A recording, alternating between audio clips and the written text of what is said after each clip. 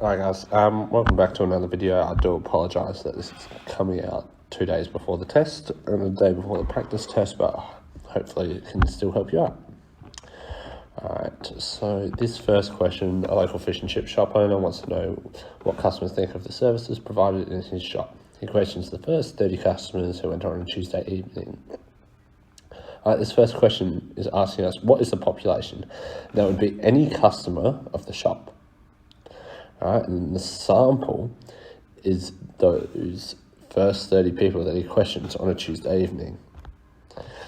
Explain a problem with this technique. Well, it doesn't truly represent the population, as it's limited to only people who shop there on one day of the week at a certain time. So really it doesn't reflect everyone that would go to the shop. Suggestion alternative sampling method. I want you to pick that.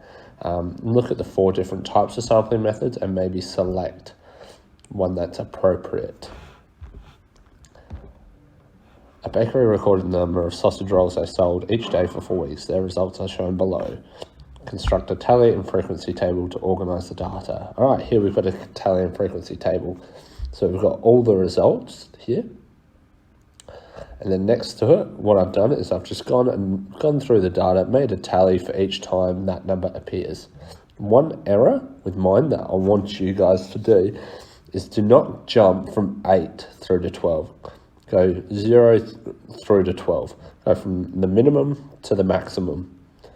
All right, so make sure you do 9, 10, 11, 12, because that will just able to show the data a bit more accurately. I only did this just to quickly put it all together. Next question, draw a column graph to display the data. All right, and there's your column graph. You've got the number of sausage rolls bought on the bottom and then the frequency going up. Okay. Again, make sure you draw this nice and neat in the test with a ruler, clearly label it, make sure it's drawn to scale, all those things to do properly. Describe the distribution. So if you're looking at it, it is roughly symmetrical. All right, you look, it goes up, comes back down, and then there's that little outlier there. That's why I've noted it. Roughly symmetrical with one outlier. Are there any outliers? Yes. Number 12, explain the impact that this has had on the distribution of data. Hasn't really impacted too much. If it was, 20 or 30, then it would maybe skew the mean or median. It would probably anyway skew the mean or median, so maybe that is what you can explain in your group. Port Power broke their membership record this year and have 14,100 members. This table gives a breakdown of the members of age groups. Here it gives you the number of people belonging to each age group. The club chairman is considering 4 different ways of choosing a sample of the member for his market research. He considers the 4 following methods. There they are. Which type of sample is each one? So selecting every 100th member on an alphabetical membership list. That would be that systematic approach. Name selected randomly. That keyword randomly gives us away that it is the simple random method. Putting up a sign at the entrance of the club asking members to volunteer. That's that self-selected. And then 21 members, less than 30 years old, 27 members, blah, blah, blah. So taking each amount from each group, all right, that would be that stratified sampling method. Alrighty, then the next question here is, Donato is preparing for a 100-meter running event. He records his times in seconds for each of the 4 weeks, each day for each of the 4 weeks. Okay, so if we're looking here, what I've done, calculate Donato's mean and median time. So the mean, we know that we add up the total for that week. So 1, 2, 3, 4, those are 7 values. We add them up and then we divide them by 7 and you would get 15.96. The median, we number them 1 through to 7. So 1 being the lowest, 7 being the highest, and then we just find that middle value, which is the 4, and that gives us that median of 16.3.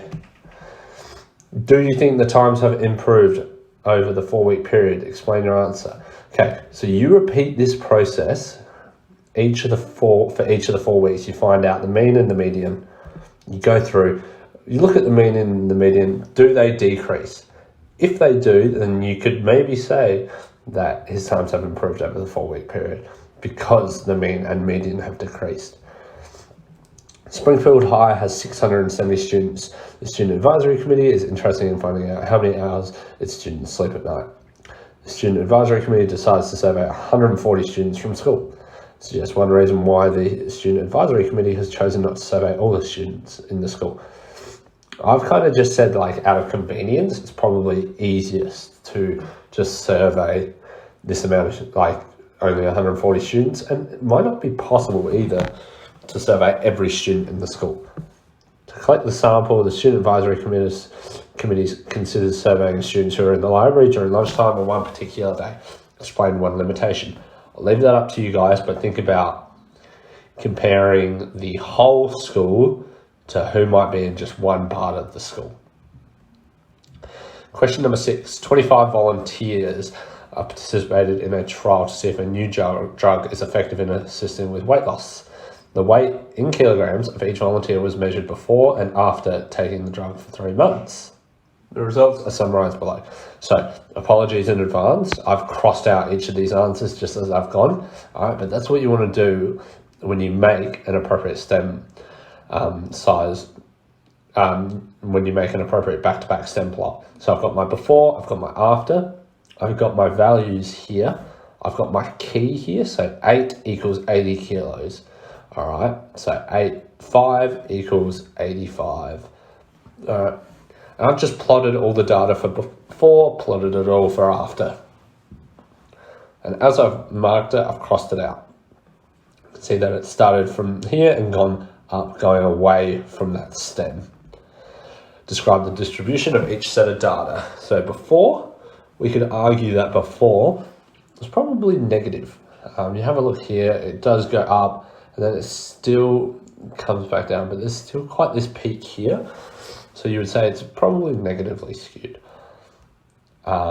Maybe a little bit symmetrical, you could argue. All right, so I'll write that there in ginormous writing. After, you can tell that it's definitely positive. Starts up much higher, closer to the beginning of the value set, and then drops there, away from there. Does it appear the drug is effective in assisting with weight loss? Explain your answer, referring to the data. So I would say my explanation is not great, but yes, there are significantly more people under 100 kilograms. What I think you need to do here is explain how many people. So find out the number of people and refer to that data more specifically. Families at school were surveyed and the number of children in each family was recorded. The results are shown below. So it's just a frequency table. Use technology to calculate the mean and median of the data. So in here, what you would do, you would go to your calculator, which we've got here.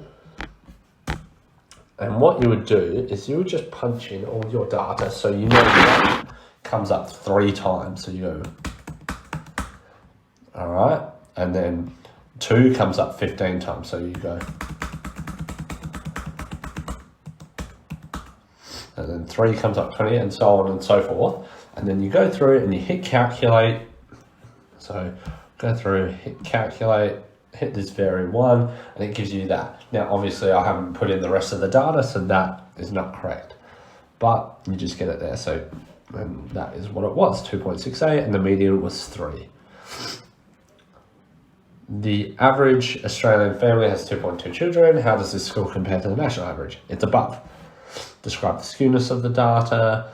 You would say that it is positive. Most of them fall towards the 0 data set. How has the skewness of the data affected the measures of centre? Well, here, even though the median is above the mean, you would look at maybe, okay, why is the median above the mean? And how does that impact how we interpret the skewness? All right, here, Conan selects 12 thriller and 12 romance movies, records their running times in minutes. You've got all of them here. Using technology, write a 5-number summary for both. So that is where we would kind of go into our statistics. All right, we would get out of that. And in this, we would put the value for just one you'd go through, put the value for each of them in, you'd do that same thing, hit F1, and what you would do, you would come down here and get the 5-number summary: min, Q1, median, Q3, and the max. And then you punch that data in. So that's what I've found. All right. I've also found the mean, and the standard deviation. And for this one, I'm not taking every single thriller movie that's ever existed. I'm only taking a sample of thriller movies. So that's why I would use SX, the sample standard deviation. Construct a parallel box plot for comedy, for thriller and romance. So again, I've used an appropriate scale. It's spread out evenly. You mark the minimum and the maximum, like I have here. You draw your straight line. You mark your quartiles and your median, and you draw your box. Generally, which had a longer running time? Well, generally speaking, you would say, and whilst I've written thriller here, after looking, it was thriller. After looking at my data, I was correct. Okay, so thriller. Most of their values fall higher up than what the rest of the romance. Also, they have this outlier here, the maximum. Most of them fall below. If you look at the chunk of movies here, that is less. So thriller has a generally long time and a smaller spread of data. You would look at the range. Well, the range is actually smaller in this set. The interquartile range is smaller in this set. So therefore, thriller is the one. And our last question number 9. Steve's Gym claimed that their training program can significantly increase the size of its customers' bicep over a new 3-month program of diet and exercise called the Peters Pipes for You. To test their claim, a random sample of 10 new customers was selected to have their bicep circumference measured at the start and at the end of the Weightless Wonder program. That's meant to be Peter's Pipes for You program. Okay, what you do here, you use the stats function, you put the starting size all in one. So you would go 32, 34, 38, 42, 18, 19, 25, 23, 15, and 29. And then I would get rid of the rest of them. Okay, and then I would go graph 1, and that gives us our scatter plot. And then I go calculate x, ax plus b. And this is where we get our linear regression and all that.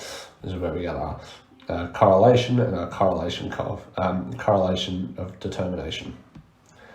So R is 0.976, but remember we're using 2 decimal points, so that comes 0.98.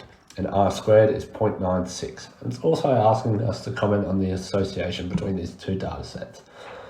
We know, because this number is very close to 1, as is this, R squared, remember, determines how much one causes the other. So there is this extremely strong correlation and causality in the 2 data sets. State the least square regression line by using technology. So Y equals AX plus B. All right, A equals 0.891, so that becomes 0.89. And then X plus, and I think mine has changed based off of what I selected and some of the data I've put in. All right, but let me just check that I've got this right. I'll pause it. All right, found out my error. I accidentally put 17 instead of 18. All right, we calculate X. Bang, there we are. So, we've got Y equals 0.091 times X plus 8.84.